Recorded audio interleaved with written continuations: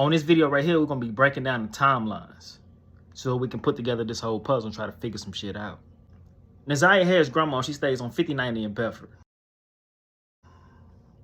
At 7:15, the grandma drops Naziah off at J.E. Preparatory Academy. Jarvis, he works on 9000 in Connor, which is only a 7-minute drive away from the grandmother stays at. King, he makes it to the shop at 8 o'clock or 8:30 that morning. Probably around 8:30. The Jaguar then makes it to the shop at 9 o'clock that morning. Probably got there maybe around 9 o'clock. I assessed the Jaguar. Jarvis left for a moment. The reason why the Jaguar is special in this case is simply because this Jaguar belongs to a family member of King's, related to his son. So at some point in a period of time, Jarvis and Naziah will be seen inside this car going to Gippsland to drop this Jaguar off. So shortly after the Jaguar gets dropped off, Jarvis Bus ends up leaving the shop, supposedly to go to court to possibly turn himself in. When Jarvis Butts asked you to drive him to court? Yes. And when was that? February 7th. Of 24? Yes. And was there a time before that that you had to drive him to court? Yes. And when was that? January, I think it was the 9th. Okay. It was in January. So you've at least driven him to court twice? Yes. And let's talk about the January 9th date that you drove him. What was the reason he wasn't driving himself? Why were you driving him? Because he thought he was going to have to turn himself in then for another case, and then they rescheduled it. Okay, so on the 9th, he was supposed to turn himself in, but didn't actually end up doing that? Correct. Okay. And then on the 7th, did he ask you to drive him to court again? Yes. And what was the reason that you drove him to court on the 7th? Because he was supposed to turn himself in. Same time, how do you believe that you turn yourself in on the 9th when you just made plans with a 13-year-old little girl?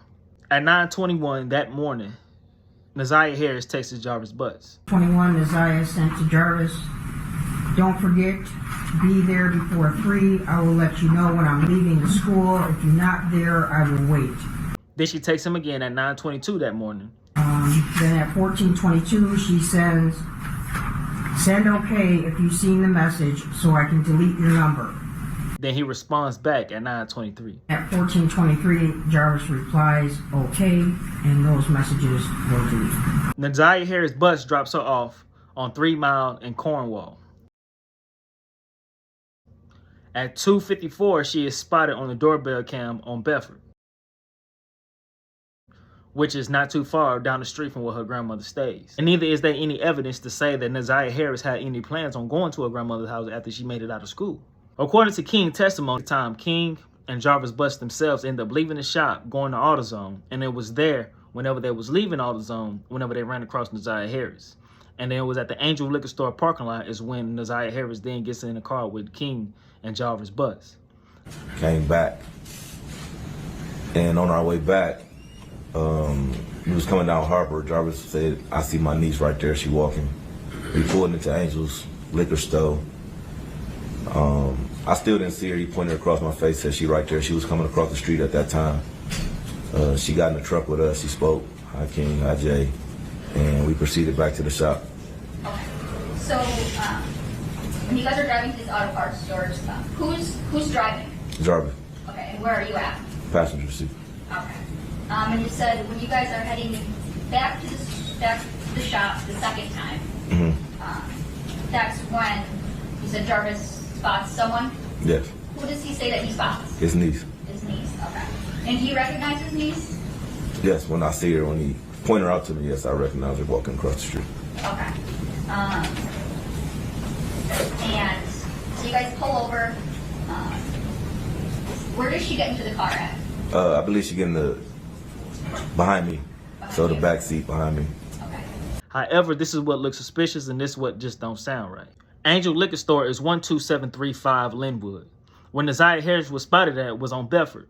This right here would definitely have been either a 4-hour walk, if not close to a 4-hour walk. But we know damn well Naziah Harris did not walk this far, simply because by 3:45, Naziah Harris was already at Jarvis Bus shop. What time did you go to Jarvis's shop that day? About 4 p.m., give or take a few minutes. So whenever King said that they picked her up at this location, I don't believe it. But let's continue. And it was there whenever she said that she saw Neziah Harris herself. For the time that I was there, I kept seeing a little girl get in and out of his truck, going to the gas station and going back to his car. Jarvis Butts himself ends up making a phone call at 4:09 to Nadine herself. At 6:38 p.m., Jarvis, King, and Neziah herself is now leaving the shop, taking the Jaguar to Gippsland, which is a 44-minute drive away from the shop. Do you guys eventually leave the shop? Yes. Okay. And tell me about who all leaves the shop? Me, Jarvis, and his niece. Okay. And tell me about the driving arrangements.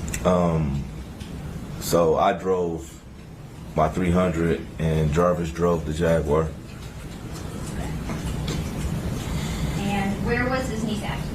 She was with him in the front seat of the Jaguar.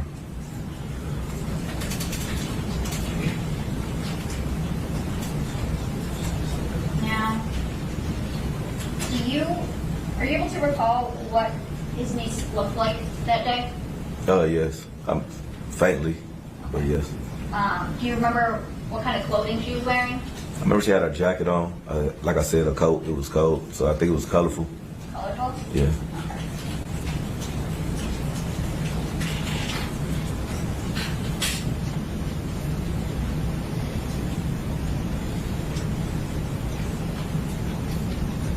And you're may I approach? Yes. And Mr. Wright, I'm approaching the People's Proposed Exhibit 2. And I'm going to direct you to the top left corner. Can you tell me, is there anything that you recognize in that? The jacket in Channel 1. Okay. And is that a fair and accurate depiction of the jacket that you've seen his niece, Jarvis's niece, wearing that day? Yes. And I move for the admission of People's Proposed Exhibit 2. Any objection? Objection. We'll give it as People's Exhibit 2. Thank you.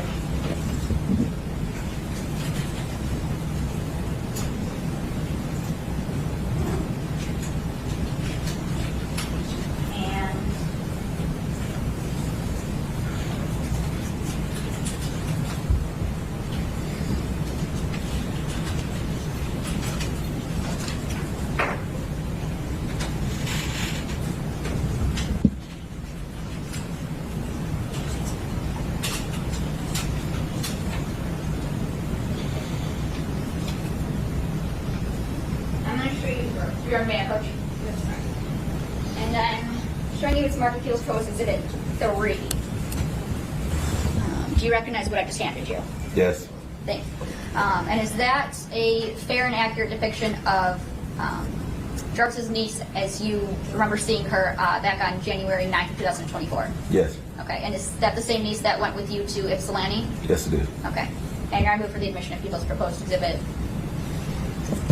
3. No objection. Okay, it'll be admitted as People's Exhibit 3. Thank you.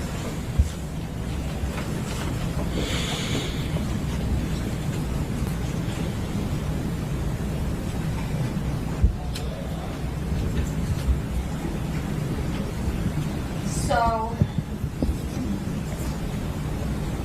you guys are driving to Ypsilanti. You said you're driving in your 300, and Jarvis is driving the Jaguar with his niece. Yes. Okay. About how long does it take you guys to get to Ypsilanti? It was raining that day, so about 35 minutes. And when you get to Ypsilanti, what do you do? We get out, we park the car, get out, we go in. My son's grandma and I believe his auntie was there as well, so they greeted us. They spoken to him before, so they greeted him. And then my son, grandma asked who the little girl was.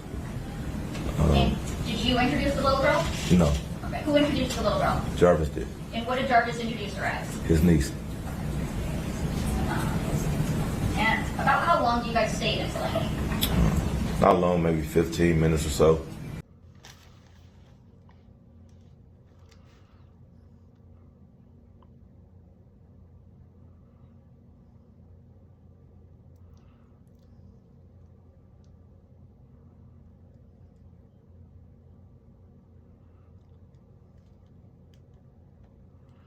At 6:55, the phone record shows that Jarvis Butts himself is making a call to Shannon.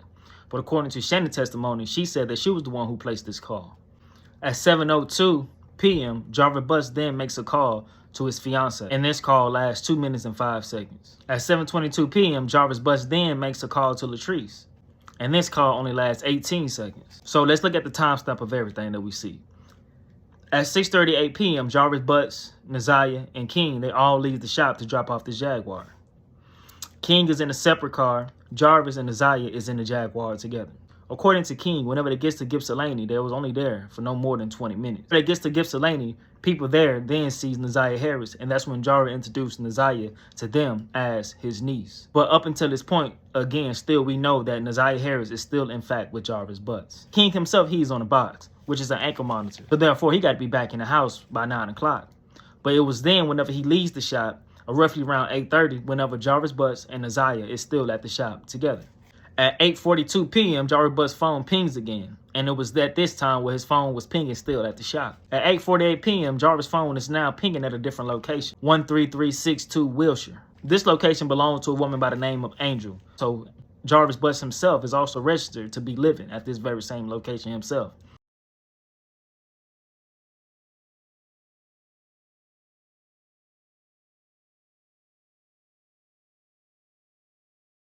According to the voting registry and also according to his fiancée. From 9,000 in Connor and to Wilshire, this right here is only a 6 to 5 minute drive. And Jarvis Butts remained at this location for 11 minutes, making it there at 8:48 and leaving at 8:59. Up until this point, we have every reason to believe that Naziah Harris is still with Jarvis. It was at this time whenever Jarvis Butts places the phone call to an unknown number at 8:59. And it's believed that at this point in period of time that this unknown number that he's making a call to is Latrice herself. Why do I say this? Because it's then whenever he leaves Wilshire and he's now headed towards Latrice's house. Now, before I say exactly where Latrice stays at, there's something else that I want to point out. Days before Naziah Harris ended up missing, Naziah Harris texted Shannon asking Shannon where is Outer Drive in Bedford. The 9th, you had a conversation with Naziah about a location on Outer Drive in Belfort, Yes, and that was surprising to you, right? correct. That's on the east side of Detroit. Yes. Did you end up giving her directions on how to get to that location? Yes. Why did you give her directions? I was just getting out the shower and just getting myself together. She asked me, she said, "Hey, Titi," she said, "where is Belford and Outer Drive?" And I told her, I said, "You know exactly where Belford and Outer Drive at." I said, "Outer Drive is right where the wine basket at." And I said, "You know where Belford at?" And she was like, "I get Balfour and Bedford mixed up." So I said, "You already know Balford is before Bedford." So she said, "Okay." She said, "Because we are in school and we are learning about our surroundings." So I said, "Okay." But that was the only two things that she had asked, was where was Outer Drive and Balfour at. Does that location have any special significance to you? No. Do you know anybody at that location? No, the only thing that I'm used to, I'm familiarized with just picking up Jarvis on Outer Drive in Belfort. It's just on a corner. On a corner? Mm-hmm. Not at an address? Not on the address. Okay. Now, for her to ask about this specific location is crazy. But Shannon herself is not a stranger to this location. Why? Because there have been times where Shannon herself picked up Jarvis Butts from this location on a corner, according to her testimony. So whenever Jarvis Butts leaves Wilshire, he then goes to Latrice's house, who stays on Outer Drive in Balford. And I don't want to know your exact address, but what street do you live on? Outer Drive in Belfort. Why did Naziah Harris have any inkling on this address? It was at some point in a period of time, roughly after 9 o'clock, whenever Jarvis Butts make it to Outer Drive in Balford, which is where Latrice stays, to then get her car. Again, up until this point, we got every reason to believe that Jarvis Butts is still in possession of Naziah Harris. In fact, every evidence in the situation point to Naziah Harris being with him, because it was at some point in a period of time whenever Jarvis Butts gets this woman's car and then returning, Naziah Harris' glasses is found in the back seat of this woman's car. Again, We got every reason to believe that Naziah Harris stepped foot up in that car whenever Jarvis Butts got that car that day. So whenever Jarvis Butts then gets the car and leave that location, he then makes himself to Parkrest Inn, which is a motel located no more than 6 minutes away from Outer Drive in Balford. And at 9:30, he checks in and gets a room.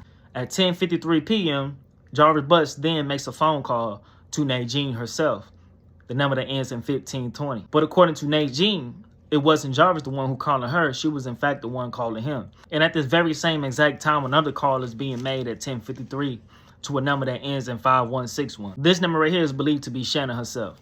According to Shannon's testimony, again, Jarvis was not the one who called her, but instead she was the one who called Jarvis. But according to the phone records, Jarvis was the one who made this call. So at 12:37 a.m., Jarvis Butts' phone is now pinging away from the motel. Is at this point a period of time where I really can't tell you whether or not was Naziah Harris with him or was she not with him. But if you look at this whole ordeal, it only makes sense for her to still have been with him. So whenever he left that motel at 12:37 a.m., it only makes sense for Naziah Harris to then be with him. His next location where his phone then pings at, I believe that Naziah Harris was also with him at this very same location. Follow me. At 1:09 a.m., Jarvis Butts' fiance calls him twice. At this time, whenever his fiance is calling him, his phone is now pinging on Alexandria Street, on 4 East Alexandria Street. So they look at the timestamp. So we know at 1:09 that morning, his phone was in fact pinging at Alexandria Street, which is at Nadine apartment complex. We know that he left the motel room roughly around 12:37. Now, from the motel room and from Alexandria Street, that right there by itself is a 15-minute drive.